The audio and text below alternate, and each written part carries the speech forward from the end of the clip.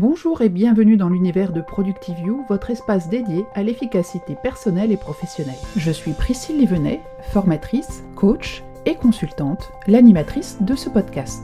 Vous êtes manager, cadre, dirigeant ou entrepreneur, vous êtes exactement où vous devez être. Ici, nous ne parlons pas seulement de productivité, mais aussi de comment être un manager ou entrepreneur qui cherche sans cesse à s'améliorer. C'est pourquoi, non seulement vous trouverez ici des supports pour vous aider à être efficace, mais aussi des outils de coaching, de management et d'organisation applicables dans différents aspects de votre vie. Nous explorons des méthodes éprouvées, des réflexions enrichissantes et des astuces pratiques pour vous aider à briller dans votre rôle, tout en prenant soin de vous et de ceux qui vous entourent. Retrouverez toutes les notes et les ressources de chaque épisode sur notre blog productiveyou.com dans la section podcast. Si ce que vous entendez résonne en vous, partagez ce podcast, likez la vidéo et laissez-nous une belle revue sur Apple Podcast. Cela nous permettra de nous connecter avec encore plus de personnes extraordinaires comme vous.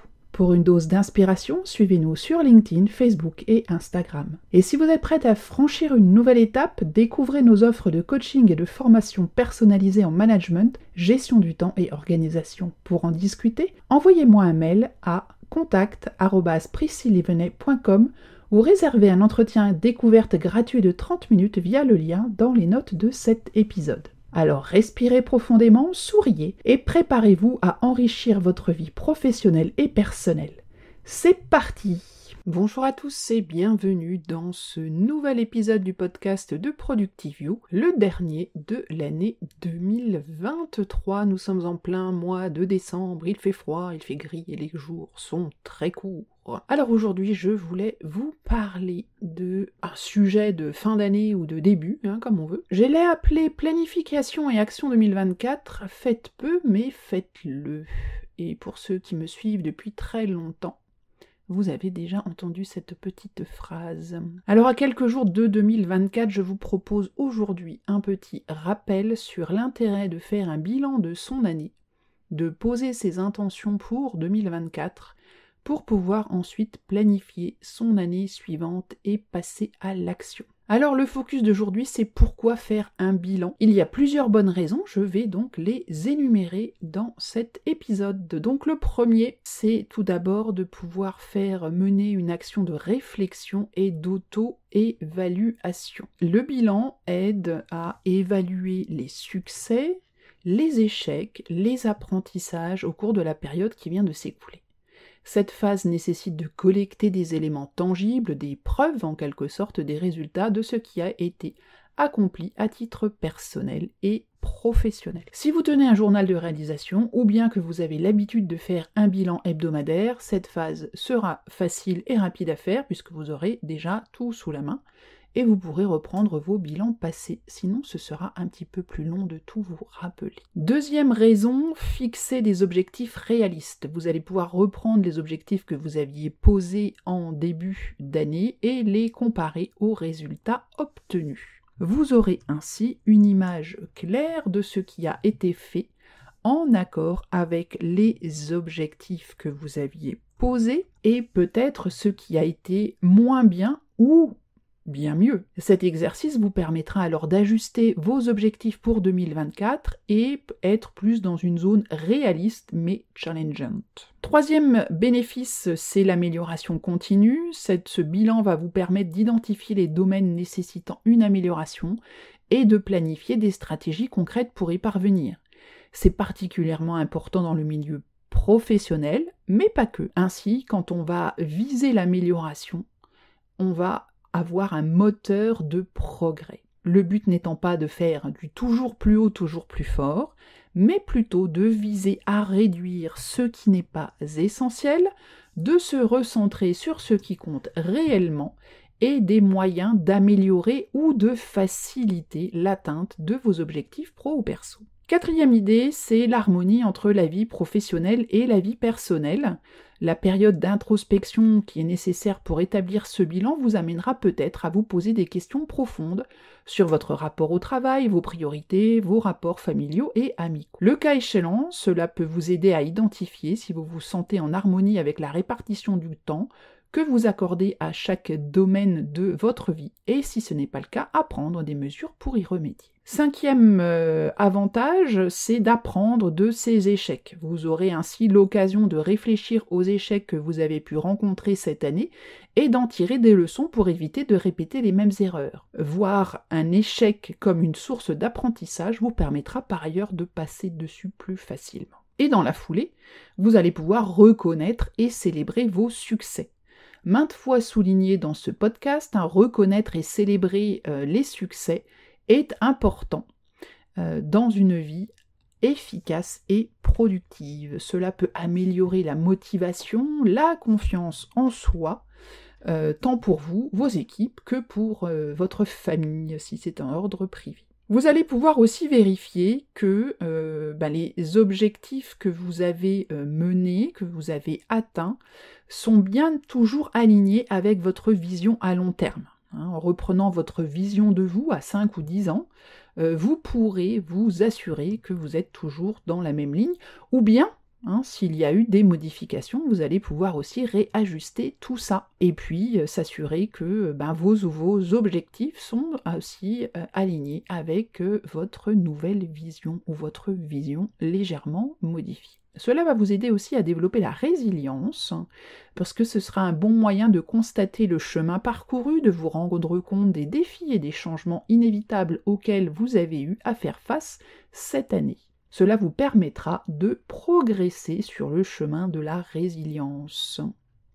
Enfin, pour les managers, le bilan de l'année est crucial pour la planification stratégique. Il va vous aider à aligner les objectifs de votre équipe avec ceux de l'organisation, assurant ainsi coordination et efficacité. Cela fonctionne aussi très bien pour votre planification personnelle, notamment en fonction de votre vision, un peu comme on l'a mentionné au point numéro 7. Voici donc quelques éléments pour vous convaincre de passer par la case bilan en cette fin d'année avant de vous lancer dans les objectifs de 2024. Mais tout cela ne pourra être efficace que si vous avez une base de référence pour vous permettre de faire votre bilan. Alors, ce que j'entends par là, c'est qu'il faut avoir des attentes claires concernant votre année.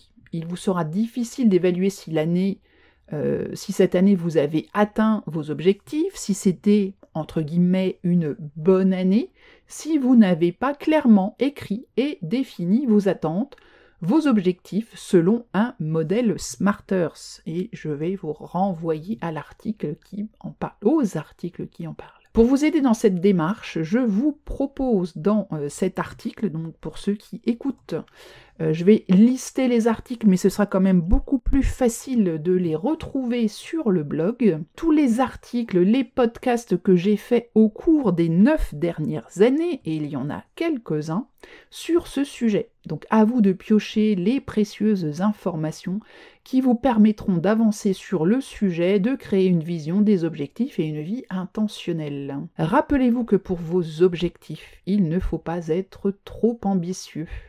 Mieux vaut en ajouter car vous êtes allé plus vite que d'en retirer et d'éprouver de la frustration pour des choses à demi réalisées. Comme je l'ai écrit il y a de nombreuses années, faites peu mais faites-le. Par cette phrase, je ne vous propose pas de minimiser vos efforts. Je veux dire que pour des objectifs atteints, ce sont des petits pas réalisés avec constance qui comptent. Il vaut mieux faire du sport 20 minutes tous les jours qu'1 heure par mois. Et ce ne sont pas les exemples du même style qui manquent. Il y en a plein. Alors voici donc cette fameuse liste d'articles qui vous permettra de compléter ce podcast. Alors déjà, il y avait l'article les objectifs 2023, où je reprenais un bilan et aussi quelques techniques. Un article de 2015 qui s'appelle « Vos objectifs bilan trimestriel », le Productive You numéro 7, donc ça pareil 2015, qui s'appelait « Inventaire et objectifs », l'épisode 21 qui parlait des objectifs 2016. Alors à chaque fois je fais un petit bilan, mais surtout je vous donne des éléments concrets pour vous aider à construire votre vision, vos objectifs, etc. un petit peu tous les ans. L'épisode 57, les erreurs qui vous empêchent d'atteindre vos objectifs.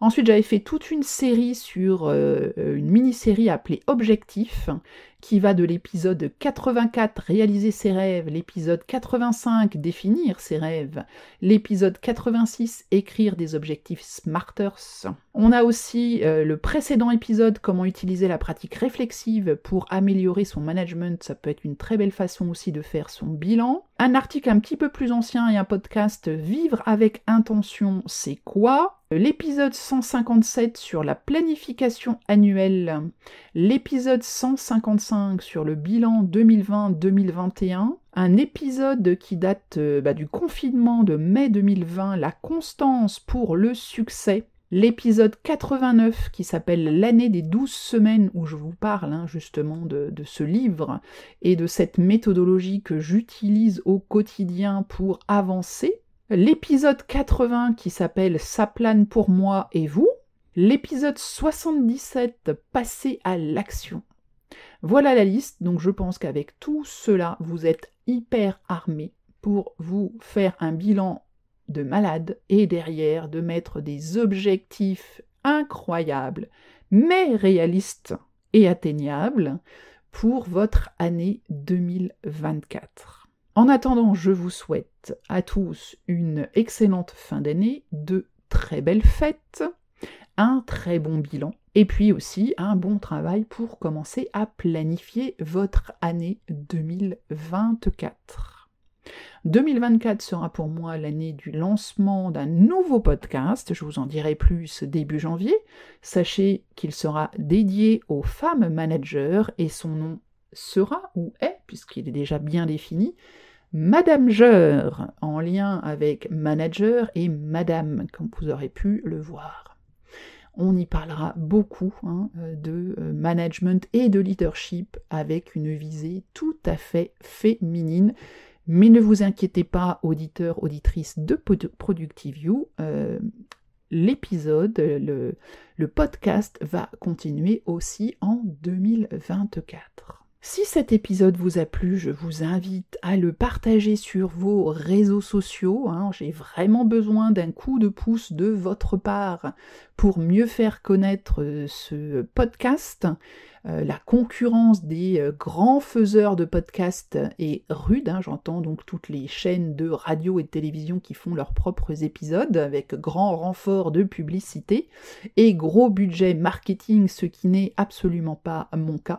Donc j'ai vraiment besoin d'un petit coup de pouce de vous tous, que ce soit par le partage des épisodes sur vos réseaux sociaux, des commentaires sur les posts LinkedIn ou Facebook que je mets, une note aussi, une revue sur Apple Podcast qui est une excellente façon de le faire connaître, et je tiens à remercier tous ceux qui l'ont déjà fait, qui ont mis une note et une revue.